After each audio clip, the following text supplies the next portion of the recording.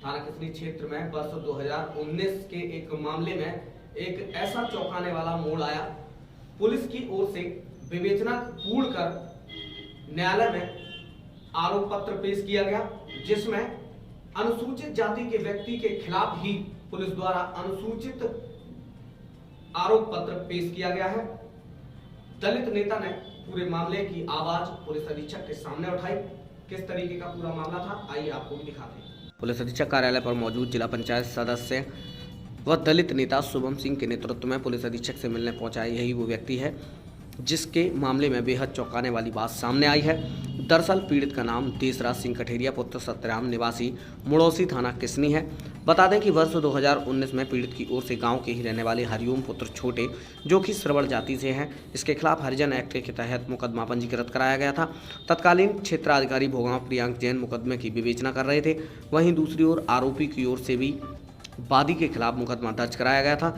लेकिन बेहद चौंकाने वाली बात उस समय सामने आई जब दोनों मामलों में पुलिस द्वारा आरोप पत्र न्यायालय में दाखिल कर दिया गया। न्यायालय में दाखिल किए गए आरोप पत्र में जहां अनुसूचित जाति के व्यक्ति देसराज द्वारा हरिओम के खिलाफ दर्ज कराए गए मुकदमे में हरिजन एक्ट के तहत आरोप पत्र दाखिल किया गया, तो वहीं दूसरी ओर अनुसूचित जाति के पीड़ित व्यक्ति देसराज के खिलाफ भी हरिओम की ओर से दर्ज कराए गए मुकदमे में भी हरिजन एक्ट के तहत आरोप पत्र दाखिल कर दिया गया, जो कि असंभव और चौंकाने वाला मामला सामने आया है।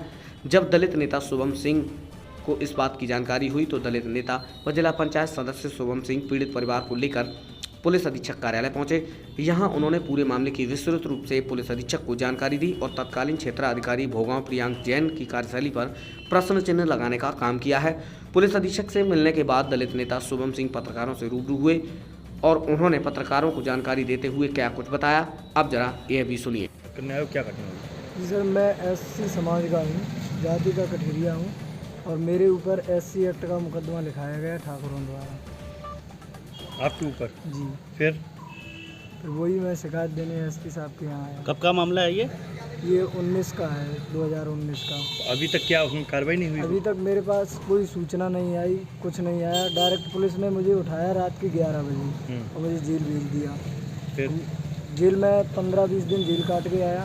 उसके बाद जब मैं जेल से निकला उसके बाद मैं एसपी साहब के यहाँ शिकायत करने आया। क्या झूठा मुकदमा आपके ऊपर लगाया? क्या कहा एसपी साहब से आप मिले आज? मैंने उनको डॉक्यूमेंट वगैरह ये सारी चार्जशीट वगैरह सब कुछ दिखाया और एप्लीकेशन दिया उनको। यही बात थी उसमें। क्या आश्वासन दिया आपको? बोला है कि देखेंगे, हम करवा देंगे। जिन्होंने मुकदमा लगाया वो कौन लोग हैं? वो सब ठाकुर समाज के लोग हैं। शुभम सिंह जी, आज आप एसपी साहब के यहाँ शिकायत करने आए हो पीड़ित के साथ, क्या मामला है पूरा? देखिए, ये मामला पूरी तरह से संविधान की धज्जियां उड़ाने वाला मामला है। पुलिस प्रशासन किस तरह से कार्रवाई करता है। मैनपुरी जनपद में पहले सीओ रहे हैं प्रियांक जैन जी, उन्होंने एक दलित परिवार के पूरे 9 सदस्यों के खिलाफ, जिनके कि मैं जाति के प्रमाण पत्र भी लाया हूं, उनके ऊपर मुकदमे में जो आरोप पत्र दाखिल किए हैं वो SC ST एक्ट के अंतर्गत किए हैं, जो कि असंवैधानिक है पूरी तरह से। ये पुलिस की जो कार्यशैली है, पुलिस किस प्रकार से काम करती है, उसके ऊपर पूरा एक प्रहार है। और वो तो इस तरह के बेचारे ये आ गए हैं सामने, इसलिए ये मामला खुल गया। ऐसे पता नहीं कितने लोग जेल चले जाते होंगे ऐसे मामलों में, जहाँ बेचारे को जानकारी नहीं है कि वो स्वयं SC का व्यक्ति है और उसको SC ST एक्ट में उसका आरोप पत्र दाखिल हो रहा है। और वो सीओ साहब की कार्यशैली किस प्रकार की रही होगी और कैसे उन्होंने ये किया होगा, ये तो वही जाने। मैं अभी कप्तान साहब के पास गया था, उन कप्तान साहब को सारे पेपर्स दिखाए, जाति प्रमाण पत्र दिखाए हैं और आरोप पत्र भी दिखाया है। वो स्वयं चौंक रहे थे कि ये कैसे संभव हो सकता है, क्योंकि जिन्होंने मतलब FIR दर्ज कराई थी वो सब सवर्ण समाज से आते थे और ये कठेरिया समाज, जो कि दलित वर्ग में आता है, दलित वर्ग की उपजाति है, उसमें आते हैं और इनके ऊपर जो है SC ST एक्ट में आरोप पत्र दाखिल करते। क्या फर्जी तरीके से ठाकुरों ने मुकदमा ये लगवाया? देखिए, मुकदमा तो चूँकि इनकी तरफ से 2019 में इनको बेघर करने के लिए इनके घर में आग लगा दी गई थी। उस दौरान मैंने मुकदमा दर्ज कराया था इनकी तरफ से SC ST में।